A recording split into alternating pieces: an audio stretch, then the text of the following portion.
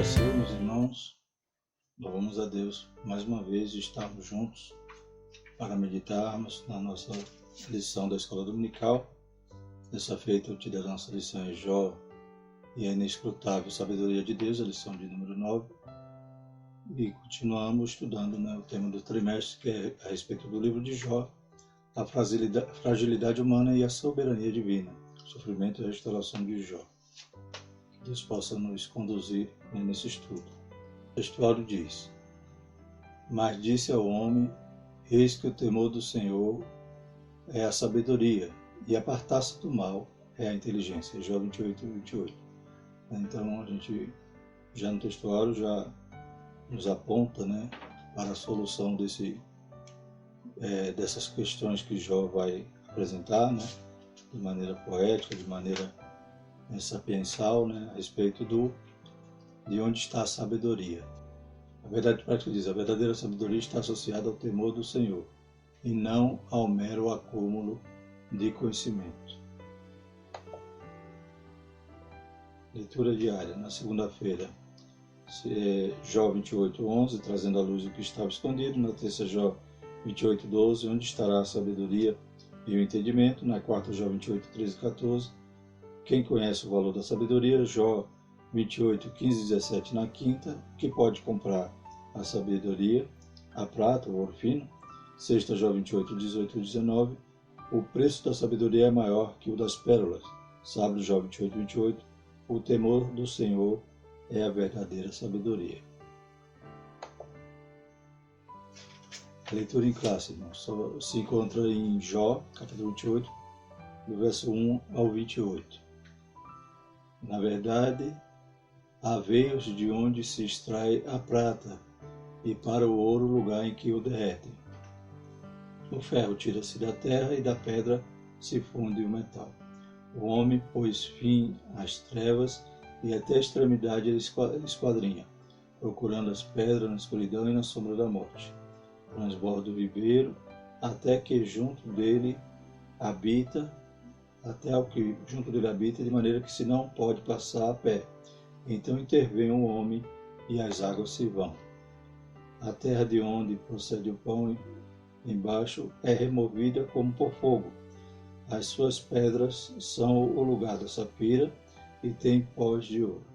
Essa vereda o ignora a ave de rapina, e não a viram os olhos da gralha. Nunca a pisaram filhos de animais altivos, nem o feroz leão passou por ela. Ele estende a sua mão contra o rochedo e revolve os montes desde as suas raízes. Dos rochedos faz sair rios, e o seu olho descobre todas as coisas preciosas. Os rios tapa, e nenhuma gota sai deles, e tira para a luz o que estava escondido. Mas onde se achará a sabedoria, e onde está o lugar da inteligência? O homem não lhe conhece o valor, não se acha na terra dos viventes. O abismo diz: não está em mim, e o mar diz: ela não está comigo. Não se dará por ela ouro fino, nem se pesará prata em câmbio dela. Nem se pode comprar por ouro fino de Ofir, nem pelo precioso ônix, nem pela safira. Com ela se não pode comparar o ouro ou o cristal, nem se trocará por joia de ouro fino. Ela faz esquecer o coral e as pérolas, porque a aquisição da sabedoria é melhor do que rubis. Não se lhe igualará o topázio da Etiópia, nem se pode comprar por ouro puro. De onde, pois, vem a sabedoria, e onde está o lugar da inteligência? Porque está encoberta aos olhos de todo vivente e oculta às aves do céu. A perdição e a morte dizem: ouvimos com nossos ouvidos a sua fama. Deus entende o seu caminho, e ele sabe o seu lugar, porque ele vê as extremidades da terra e vê tudo o que há debaixo dos céus.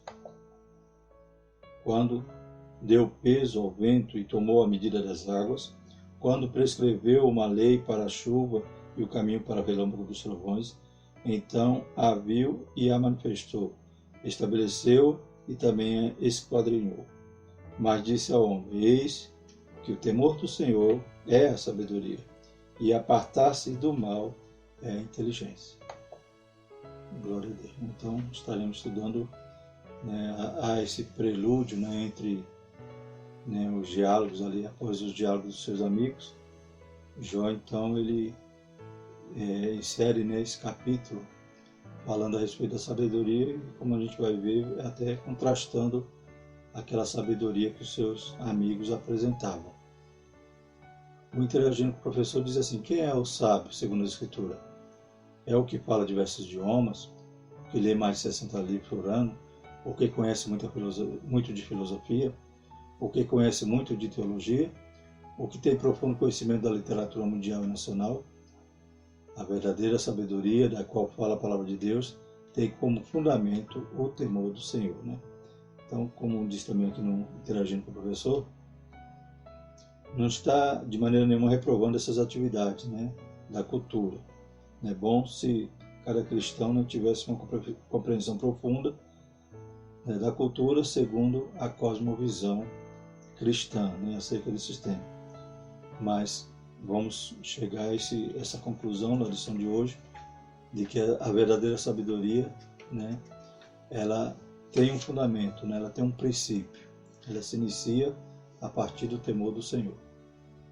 Vamos desenvolver então esse tema. Introdução. Nesta lição veremos uma das mais belas exposições bíblicas sobre a sabedoria.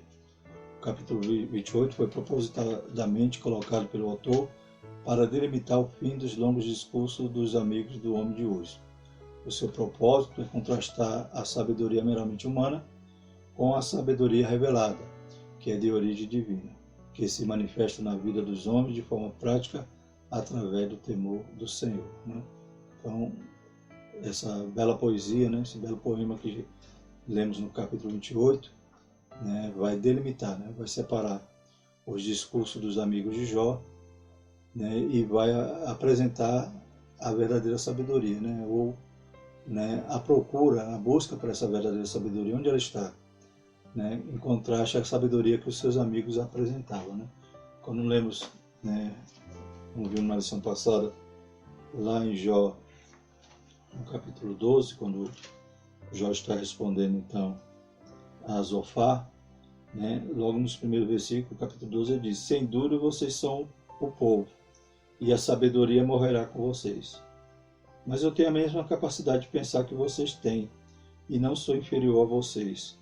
Quem não sabe dessas coisas, né? Então, o que eles apresentavam, embora, né, em alguns momentos eles apresentavam algum atributo de Deus, né, mas a aplicação prática, né, em relação aos atributos, à santidade, né, à justiça de Deus. Então, essa aplicação que eles faziam era errônea, era baseada em argumentos humanos, em sua própria sabedoria, né? Então, Jó vai contrastar essa sabedoria que eles receberam por tradição, né, com a sabedoria que realmente é prática, né, a sabedoria que se adquire, né, temendo ao Senhor, né, tendo comunhão com Deus, vivendo, né, uma vida santa. Então, Jó vai aproveitar esse capítulo, né, para demonstrar isso, né, para contrapor aquilo que seus amigos vinham trazendo e dizendo que eram sábios, né. Então a gente viu que o título da lição vai falar sobre essa sabedoria que é inescrutável, né? Ou seja, né, o sentido disso quer dizer, é uma que não pode ser investigada, compreendida, impenetrável, incompreensível e insondável. Por quê? Porque é a sabedoria de Deus, né?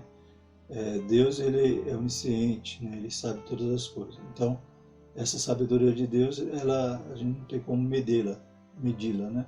Então, ela é insondável. Mas o Senhor, né, a partir do momento que nós vivemos em temor, vivemos em comunhão com Deus, o Senhor nos dá sabedoria, né? E a sabedoria do alto. Essa é a que tem valor. Como a gente vai ver na lição, não é o acúmulo de conhecimento, né, que não vai gerar sabedoria. Também tem um ponto da lição que vai dizer que o maior tolo é aquele tolo que é instruído, né?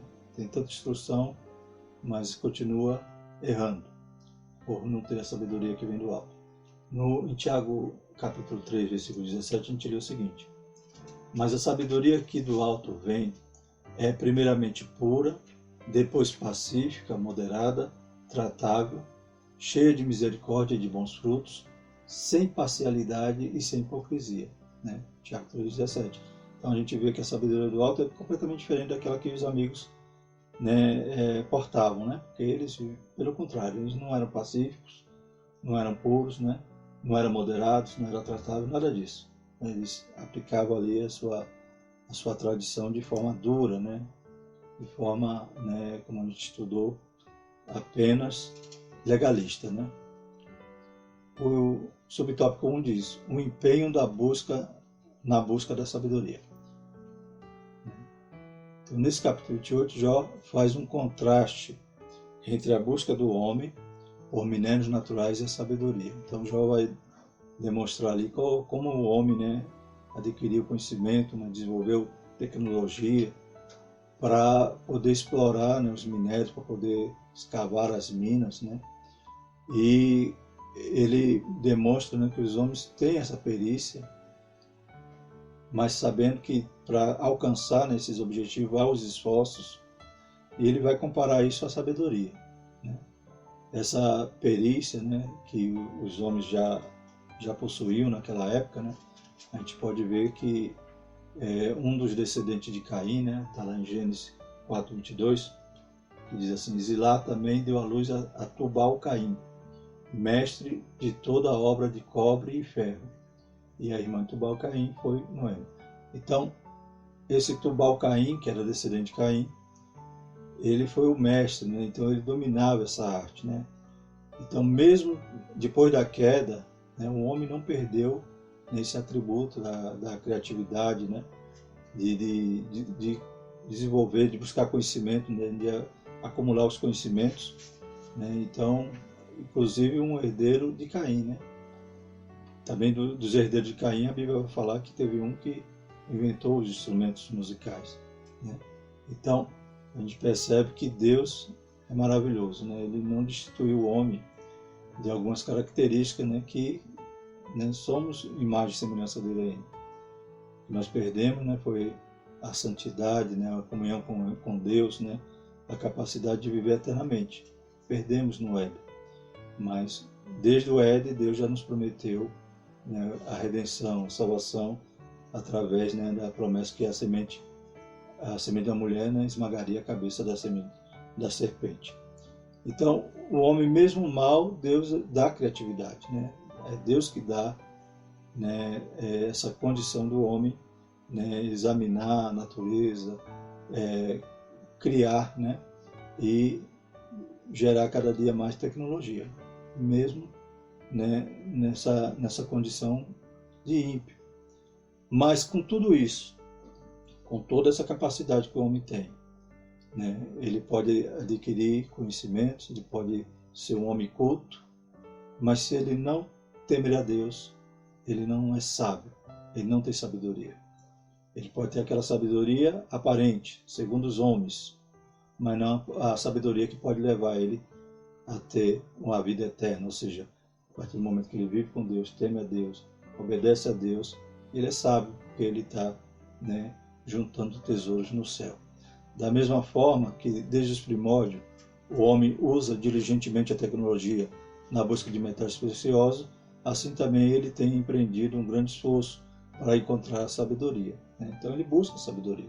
Os filósofos, né, ficavam lá imaginando, né, ficavam tentando descobrir a origem das coisas. Então o homem busca a sabedoria, mas a verdadeira sabedoria Jó já conhecia, Jó já temia Deus. A gente vai ver no final dessa lição. O minério existe, mas está enterrado. A sabedoria existe, mas está oculta. E principalmente para aqueles que buscam de maneira correta, né? Ou até acreditam que já encontraram e vivem conforme o seu próprio, né, a sua própria sabedoria, né? Ou seja, sabedoria segundo os homens, né? O subtópico 2, então, vai dizer: como quem explora o minério, assim um homem faz com a sabedoria. No trabalho de mineração requer-se diligência, persistência, né, e muita técnica na execução. A busca da sabedoria também demanda tais características. As minas geralmente são locais de difícil acesso e de uma iluminação e de pouca iluminação. Por isso há necessidade de se abrir caminho e colocar a luz artificial. No versículo 3 e 4 da nossa lição diz, né, no capítulo 28 de Jó, o homem pôs fim às trevas até a extremidade de ser esquadrinho, procurando as pedras na escuridão e na sombra da morte. Transborda o ribeiro até que junto dele habita, de maneira que se não pode passar a pé. Então intervém o homem e as águas se vão. Então o homem tem capacidade de desenvolver a ciência, né? Deus que dá essa capacidade para o homem, né? Então, com toda essa técnica, toda essa, né, essa capacidade que o homem tem de, como a gente viu aqui, vencer a natureza para extrair ali o minério, né? Então, da mesma maneira, essa dificuldade toda de procurar, de prescrutar, né, o homem teria que ter para prescrutar a sabedoria. Mas, como a gente sabe, já falamos que é o título da lição, a sabedoria de Deus, ela é insondável, né? Glórias a Deus. Então, é Ele que doa, né? É Ele que nos dá esse dom para que a gente possa utilizar-se dessa sabedoria. Da mesma forma, no empreendimento do homem pela busca pela sabedoria, mas Jó crê que isso tem sido feito sem sucesso. Então, o esforço humano, o esforço tecnológico, o esforço mental, né, intelectual, pode-se empreender muito esforço, mas para buscar a sabedoria do alto, não vai haver sucesso. Então, de onde vem a sabedoria, né? Então, o subtópico 3. O homem descrito por Jó tem sido exitoso em seu trabalho junto às minas e é capaz até de desviar o curso das águas, né, como vimos agora há pouco, a fim de evitar a inundação das minas, mas não é capaz de encontrar sabedoria. A sabedoria dos sábios da academia estava disponível para ser alcançada, todavia a sabedoria retratada por Jó não era fruto da tradição, nem podia ser obtida pelo método acadêmico, né? Então, eles poderiam até filosofar, né, quanto à aplicação ali da justiça de Deus, a questão da lei da semeadura, mas eles não conseguiam chegar, né, à verdade sem que Deus a revelasse. Mas eles se apegavam à tradição dos homens, né? Então eles formularam regras, normas, padrões e pronto, aí as pessoas tinham que viver conforme seus padrões. Se alguém estivesse sofrendo, como era o pensamento deles, né, na sua sabedoria, é porque não estava obedecendo os padrões morais que eles criam, né, seriam os corretos.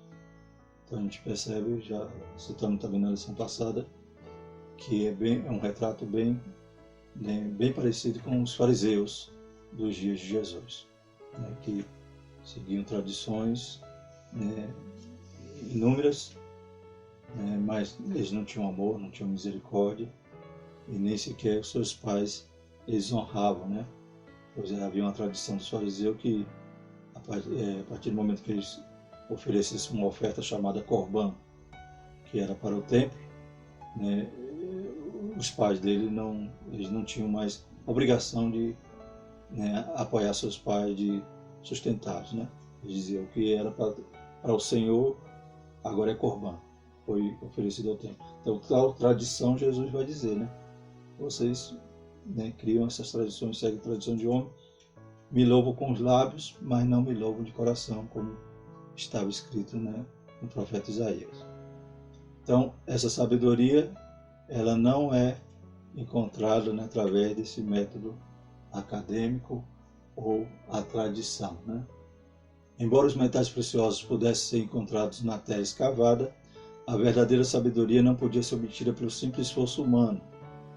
Isso justificava o conflito que havia entre a teoria teológica dos amigos de Jó e a vivência concreta do patriarca. Portanto, a verdadeira sabedoria não era propriedade dos sábios, mas uma dádiva de Deus. Inclusive, né, por Jó conhecer, ter comunhão com Deus, né, viver uma vida reta, sincera, como o próprio Deus dá testemunho, Jó tinha certeza que ele era inocente, né? Jó tinha pecados, mas ele era inocente no sentido de que ele não estava sofrendo em consequência de um pecado. Então, porque ele tinha essa certeza, né? Ele não cedeu à pressão dos seus amigos de confessar um pecado oculto ou de buscar, né, fazer uma prática religiosa para que Deus o perdoasse apenas por meritocracia ou, né, apenas para tentar barganhar com Deus. Então Jó não cedeu nada disso, porque Jó tinha um conhecimento de Deus muito mais elevado que seus amigos, e tinha mais sabedoria. A sabedoria vista como um bem comercial. Então Jó compara a sabedoria, né, em relação aos esforços, né, que os homens faziam para buscar o bem natural ali, e eles conseguiam, né, vencer aquelas barreiras através do conhecimento, da tecnologia que eles desenvolveram, né? E agora Jó vai falar a respeito do preço da sabedoria, né? Um bem comercial. O preço da sabedoria. Podemos ver um paralelo entre a sabedoria exposta por Jó nesse capítulo com a descrita no livro de Provérbios, né? Então, Provérbios a gente sabe que vai falar muito da sabedoria. Inclusive, a gente já leu um versículo, né, em Provérbios 9:10, né, que vai falar que o princípio da sabedoria, né, que o temor ao Senhor é o princípio da sabedoria, né? Então, está lá em Provérbios 9:10. O temor do Senhor é o princípio da sabedoria. E o conhecimento do santo, a prudência. Então, fala muito sobre sabedoria. A gente vê, comparado, então, com esse texto aí, os versículos 12 a 19 de Jó, né, um paralelo. Entretanto, tem uma diferença da sabedoria que Salomão, né, apresenta em Provérbio, da que Jó vai, né, exaltar através dessa linguagem poética. Em Salomão, a sabedoria tem um custo e pode ser encontrada, se buscada com diligência e entendimento. Ela tem seu preço e pode ser passada de pai para filho. Então, essa sabedoria que Salomão, né, vai frisar, muitas vezes vai mostrar o aspecto de que a sabedoria ela pode ser conquistada, pode ser comprada, pode ser transmitida de pai para filho, né? Lá em Provérbios 4:5, vai dizer: adquire sabedoria, adquire inteligência, e não te esqueças nem te apartes das palavras da minha boca. E o versículo 7, a sabedoria é a coisa principal. Adquire, pois, a sabedoria. Emprega tudo que possuis na aquisição do entendimento. E no capítulo 23, versículo 23, diz: compra a verdade e não a venda. Também a sabedoria, a instrução e o entendimento. Então, a sabedoria que poderia ser transmitida, né, da tradição. Por isso que a gente vai ver em Provérbios disso, né, filho, ouça, né, a correção do seu pai, né? Então a gente vai encontrar algum texto desse tipo, de pai para filho. São livros sapiensais, né? Provérbios, Eclesiastes, o próprio livro de Jó, né? Cantares. E, segundo um filósofo chamado Pondé, né, ele diz que no livro de Provérbios, né, é uma ode, né, à tradição, aos antepassados, né, que dá valor aos antepassados, seus conceitos. E no livro de Jó, né, ele diz que é um livro que vai desnudar, né, a idolatria moral. Né? Segundo Pondé diz, o livro de Jó desnuda, né, quem lê vai ter que desnudar a sua idolatria moral. Né? Eu acrescentaria que, além de desnudar a idolatria moral, né, que a gente vê que eles tinham essa condição, os amigos de Jó, né, idolatravam seu próprio mérito, né, de eles serem legalistas, e por isso eles não estavam sofrendo igual Jó, porque eles eram bons, justos, e Jó era ímpio, segundo eles. Então, além de desnudar essa idolatria moral, podemos também dizer que vai desnudar a sabedoria tradicional. Por quê? Porque a sabedoria que vinha de pai para filho, né, não era a sabedoria do alto, porque ela vinha, né, corrompida, né, ela vinha, né, ela era vítima, né, da cultura da época, ela era corrompida. Mas a sabedoria do alto, não, a gente já viu que ela é pura, né? Pacífica, moderada, tratável, né? E a sabedoria que estava tradicional era uma sabedoria que já estava corrompida. Então, há essa diferença, né? Salomão vai exaltar os antepassados, né? Os conselhos que podem ser passados de pai para filho. Por outro lado, então, para Jó, a sabedoria está em outro patamar. Então, Jó vai além, né, do que Salomão, né, ensina ali em Provérbios. Pois é uma sabedoria que ela tem valor, mas não tem preço. E como bem destacam estudiosos, a sabedoria em Jó é incomparável, não se pode comprar. Então, não é pelo esforço, não é pela tradição. Não pode comprar ou trocar com todos os outros tesouros, né? É patrimônio exclusivo de Deus, então essa sabedoria vem de Deus. Não é possessão dos mestres, por isso não pode ser transmitida. Então não é o filósofo que vai me ensinar essa sabedoria que vai me livrar do caminho, né, da morte. Essa sabedoria, ela vem do alto. É interessante, daqui a pouco a gente vai falar um pouquinho sobre o dom da palavra da sabedoria, né, lá em Coríntios, no capítulo 12, né? Então, o valor da sabedoria. Sobre o valor da sabedoria, vale a pena recordar que disse certo pregador londrino: a sabedoria é o uso correto do conhecimento, né? Então, segundo esse pregador, ele traz essa definição: sabedoria é o uso correto do conhecimento. Conhecer não é ser sábio. Muitos homens têm extensos conhecimentos e justamente por isso são os mais tolos. Não há tolo maior do que o tolo instruído, né? Como a gente já citou. Mas saber como usar o conhecimento é ter sabedoria. Então isso é interessante, né? Porque sabemos que quem pede sabedoria a Deus, né, em determinado momento que tem um controle com Deus, foi Salomão. E Salomão examina todas as coisas. Né? Também na Eclesiastes, né, um livro de sabedoria, só que vai demonstrar que Salomão, né, que tudo que há debaixo do sol, né, é efêmero, é passageiro, né, é vaidade. E a gente percebe então que Salomão também na velhice, né, ele com toda aquela sabedoria, só que ele não estava com a sabedoria do alto, ele não estava utilizando. Né? Houve um momento que Deus, né, deu um fragmento de sabedoria fragmentos da sua sabedoria para Salomão crescer, desenvolver, julgar, né? Que era o objetivo dele primeiro, era julgar a nação. Mas depois parece que ele deixou essa sabedoria.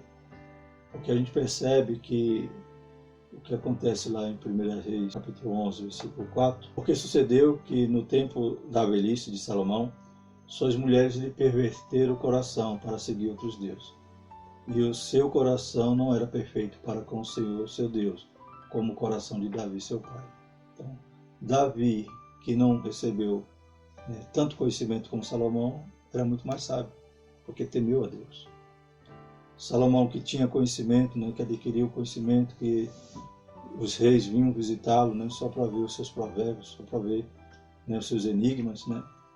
Esse Salomão se envaideceu e começou a errar, né. A Bíblia vai dizer que das mulheres que ele tinha, né, ele construía, né, altares para as mulheres adorarem os deuses de suas terras, né.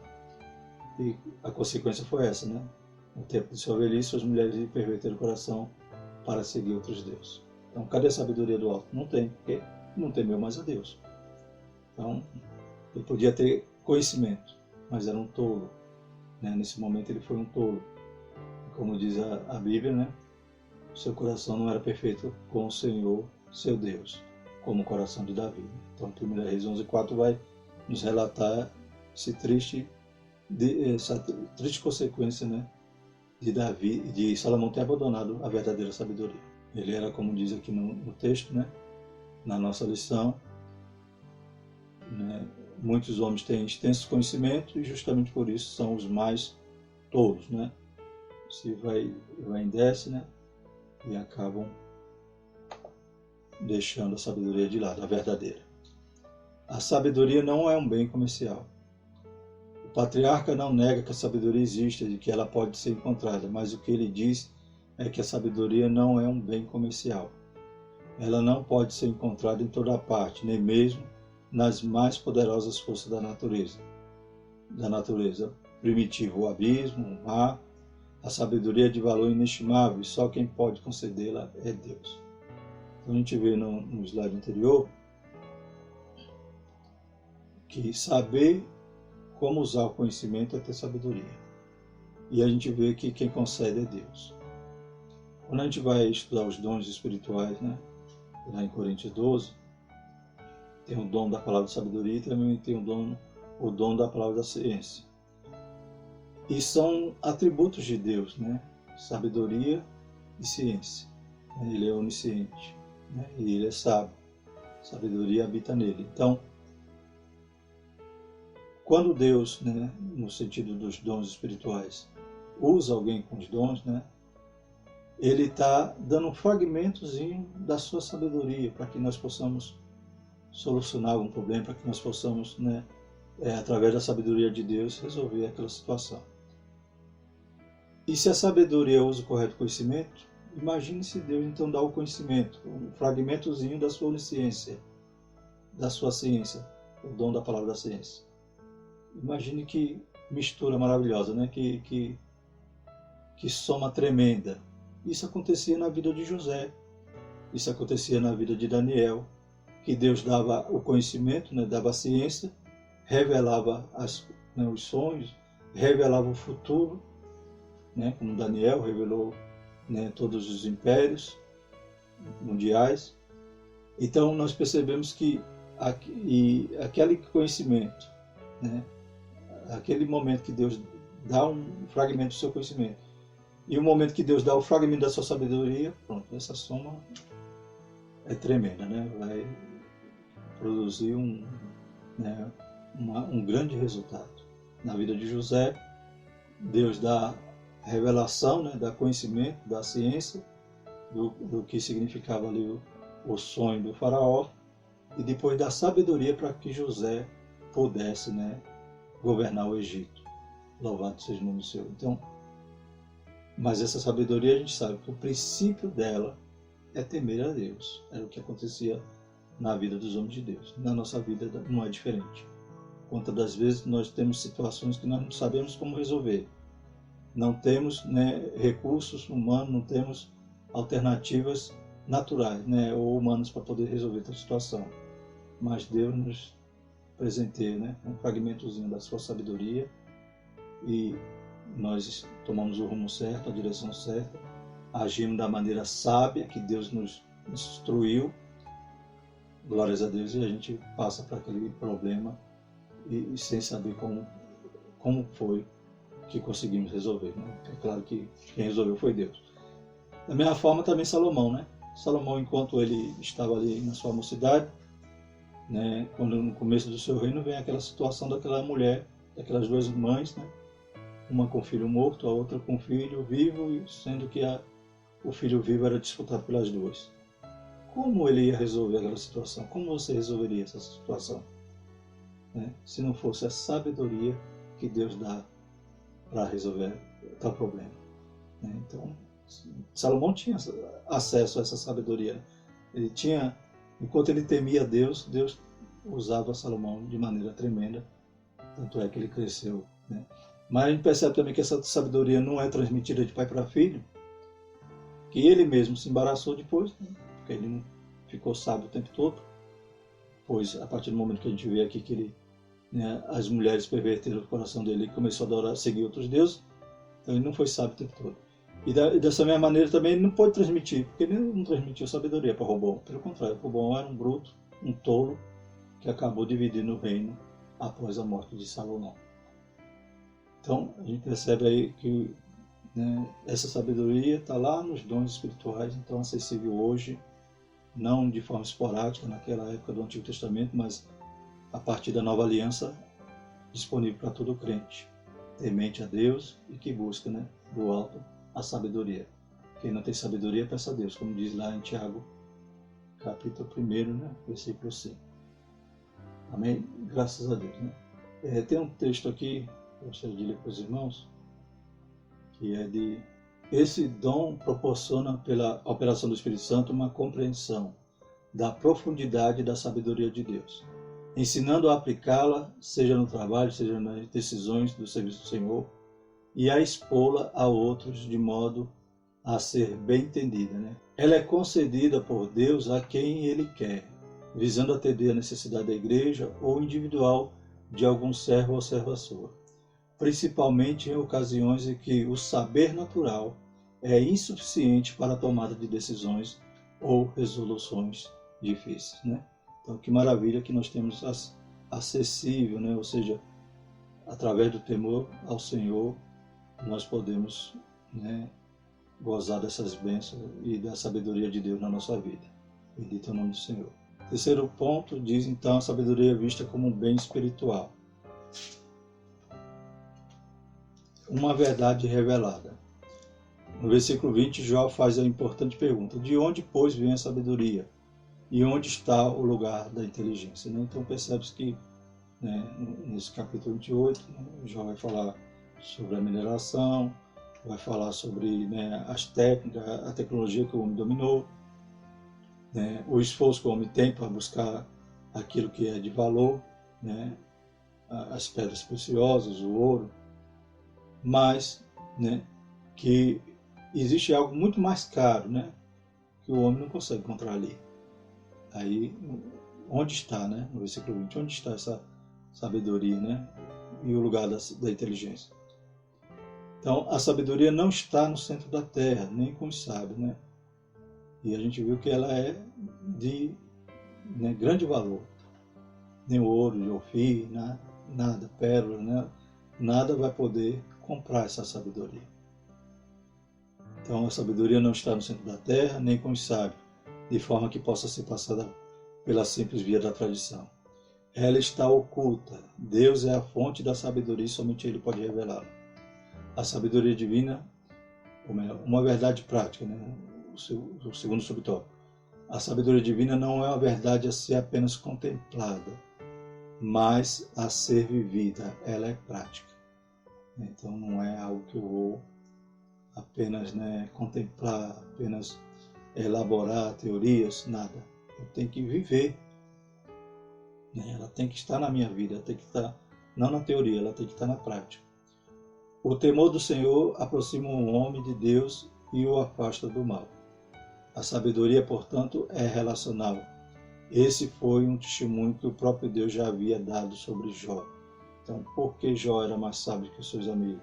Porque Jó era um homem sincero, né, reto, né, temente a Deus e desviava-se do mal. Ele tinha um relacionamento com Deus, andava em comunhão com Deus. E isso tornava ele sábio. E o próprio Deus dá testemunho sobre isso. Né? Ao contrário de seus amigos, ele vivia a sabedoria divina. Então Jó vivia, Jó experimentava. Né? Ele agora estava naquele momento de dúvida, de aflição, sem saber o que estava acontecendo. Né?